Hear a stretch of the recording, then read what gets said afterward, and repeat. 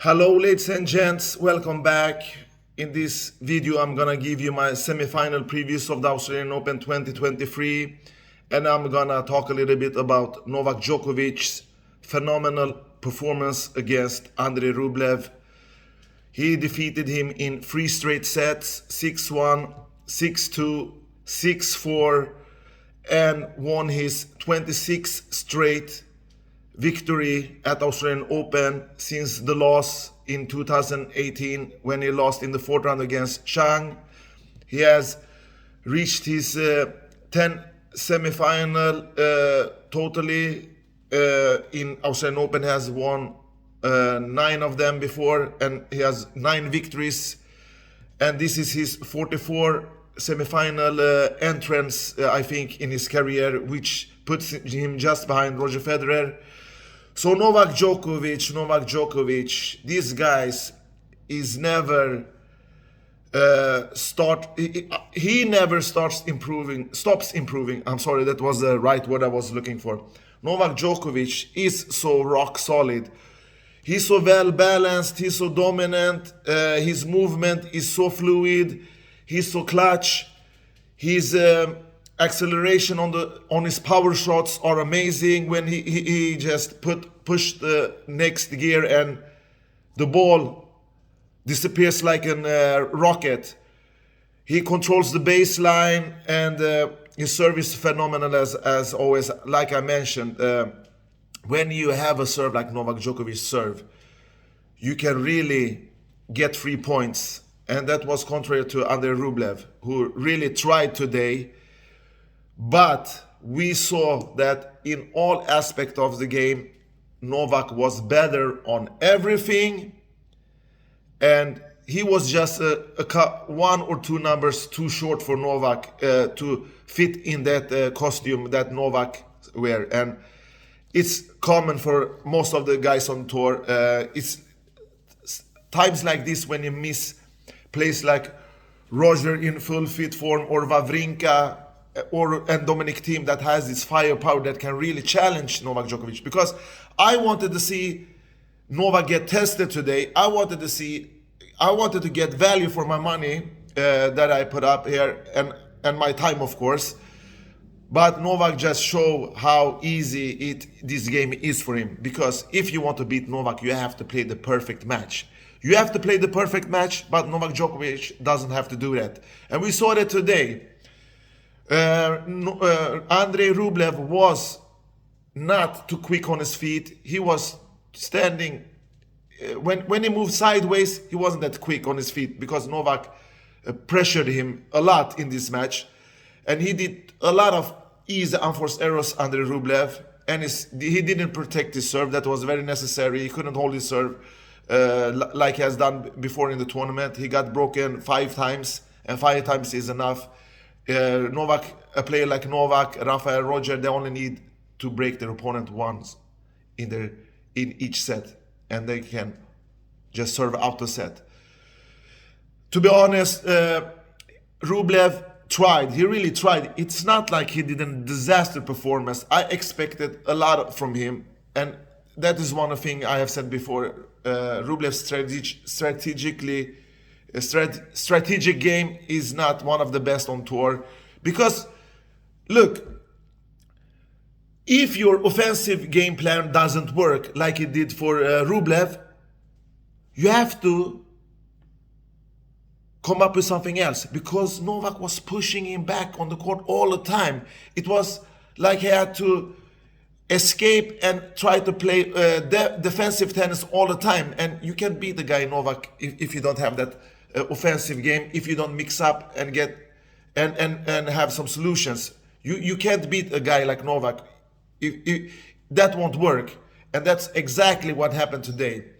When the trade duels, he was there, he was consistent, Rublev. But in the end, when Novak made a small adjustment, when he played on his backhand side twice, or changed the angles, he got that little extra time, and Rublev gave him that extra time, and Novak was there like a barracuda.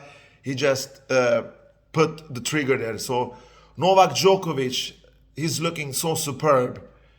And like I said, he keeps Rublev's forehand away, and he didn't get warm.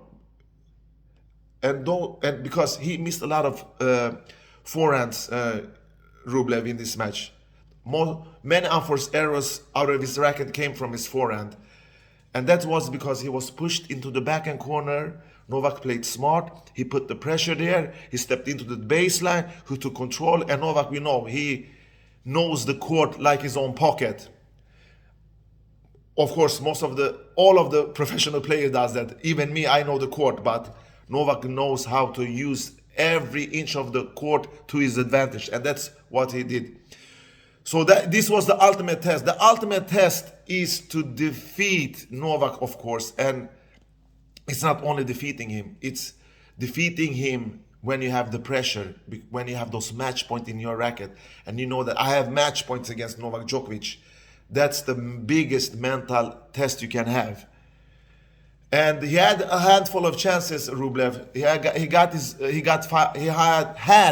5 break points opportunities in this match. He couldn't convert one of them. Novak played his best tennis when it was most mattered, and of course Rublev helped him a little bit with those unnecessary unforced errors. So it could have been first semifinal for him, I think, and it didn't go his way. Nothing to cry about. Just pack your bags and continue and do your thing, Andrei Rublev. In this match, look at the stats. Rublev just won 61% behind his first serves and 32% behind his second serve. That is weak numbers. You can't serve that bad and go into a quarterfinal against Novak and thinking that you're gonna win this match. That was one of the main reasons that he didn't win this match, or at least took a set or challenged Novak. And he couldn't convert those 5 breakpoint opportunities. He only did 26 winners under Rublev. He usually does a lot of more, and he did 29 unforced errors, a little bit too much in each set. He spread those unforced errors, so it was easy for Novak to take care of them, because unforced errors is a free point. Novak, on the other hand, rock solid numbers again behind the first serve, 80% win and 50% behind his second serve. He's looking more and more complete for every day. He never is amazing me, this Serbian machine. I will not call him a machine because he's a human. He has a heart. He breathes like every other human on this world. But sometimes you think, is he out of this world, or are the players that he's facing just bad, or is Novak too superior? I think that it's the last one. He's too superior. He knows every opponent's weakness and strength, and he uses them, and he makes them look good, not good when they lose. Sometimes he said, "Oh, he does too many unforced errors. He gives away the match." But why does the player do these unforced errors? It's because Novak make them do the unforced errors. All right, 32 winners from Novak's racket, and it surprised me when I saw the unforced error numbers. It was 21 unforced errors from Novak Djokovic. It didn't seem like it was 21 unforced errors, but it was. But it didn't affect his game too much. He won 11 out of 15 net point approaches. So that was great numbers as usual. Novak really knows when to step forward. And he won 48% totally in Rublev's service game. So that means that he returned good, and when the ball was in play, he had the advantage. So Novak Djokovic, by all means, I don't see anything can stop him. To be honest, you really need a really super shape offensive and a wall defensive to beat this guy and serve like a god, and try to keep your unforced errors number low, and that is what's gonna I don't think that's gonna be enough anyway. I can't see anybody stop Novak now. All right, Novak is gonna face Tommy Paul, the American dude who beat the young talented Ben Shelton from America also in 4 sets. He was a little bit nervous in that first set when he could serve home the match. He was a break up, but he somehow disappeared from the match and invited Shelton into the game, and Shelton took care of that opportunity. And in the fourth set, they played even until Tommy Paul finally broke him again and served out the match. All in all, Tommy Paul, he has played very consistently lately. He's improved this game a lot. I've told you in my previous video that he has improved a lot last year, and since I saw him at Stockholm Open, where he won his first and only title in his career, his back and forehand acceleration, the way he puts pressure, the way he puts pace on that back and forehand is really amazing. He hit the ball clean.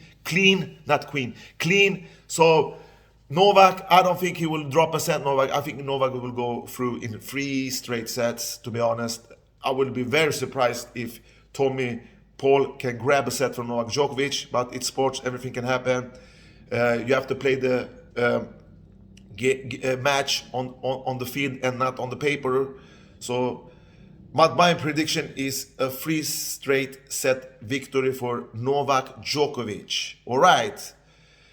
And the other semifinal, it's between 2 guys who has really played great tennis. It's Karen Khachanov against Stefanos Tsitsipas.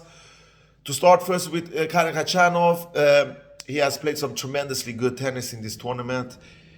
One thing that has amazed me a lot from Khachanov's game is that how he holds his serve. I think some of the players that I faced, I think his serve has never been broken, but I can be wrong there. But he wins a lot of points by this first and second serve, and he has that killer forehand. He moves great to be a tall guy. He has been more experienced now, and this is a great result for him. He played a very great tournament at US Open. I think he reached the quarters or the semis there. I really forgot. But he played a great tournament there, and Khachanov will be a threat against Stefanos Tsitsipas, that's for sure, because Khachanov, if he can use that, if he can go around and hit with his forehand, if Stefanos allows him to do that, and if he can take his teeth into Stefanos' serve, this will be a big, great, challenging contest for Stefanos Tsitsipas. It will be a tough nut to crack. On the other hand, we have Stefanos Tsitsipas, who played great tennis. He has sometimes disappeared from the matches, like he did against not the Lesheka, the match before that, against Sinner, where he dropped 2 sets. So Stefanos Tsitsipas, I don't rely on him 100%, but I know that his offensive skills and his baseline game is good enough to take out Karen Khachanov. And they have met 5 times in ATP Tour meetings, and Stefanos have won all of them. They have never met in a Grand Slam. Khachanov have only defeated him once, and that was an exhibition game, so I don't count that really as a real contest. But it's still in the books. So Stefanos, he needs to serve like he has done before. This Greek, he has a superbly well-balanced baseline game. He can hit winners from both his backhand and the forehand. He takes wise decision. He likes to go exactly like Khachanov, go around and hit with his forehand. And this battle will be who's gonna squeeze in the other guy into the backhand corner and get that extra millimeter of a second, extra 100th of a second to go out and just finish off with his forehand. I think that Stefanos is the better athlete. He's lighter on his feet. If he can just keep his unforced errors numbers down from his backhand side and mix up the game with slices and just make it hard for Khachanov to get the ball over the net, I think that the Greek will take this battle in 4 sets, but it can be the opposite. Khachanov can win in 3 straight sets. Maybe Tsitsipas will demolish him in 3 sets. You never know. Either way, the outcome of this match is very unpredictable, but if I have to choose one, I will choose the Greek due to his superior game. And I've seen that Stefanos has returned a little bit better than I'm used to see him before.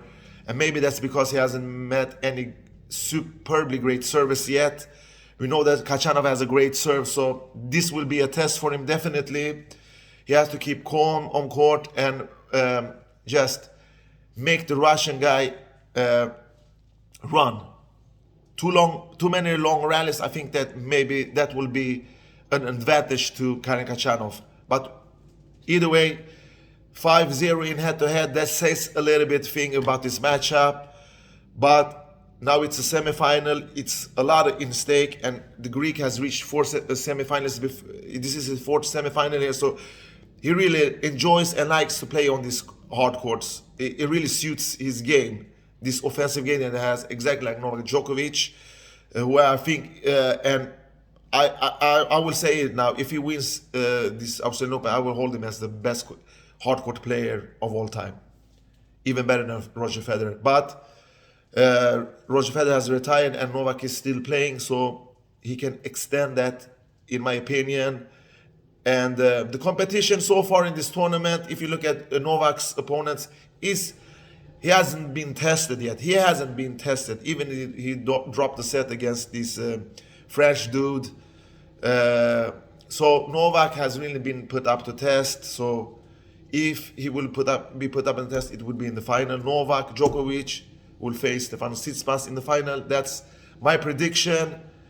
All right, guys. Thank you for watching this video. Take care and bye-bye.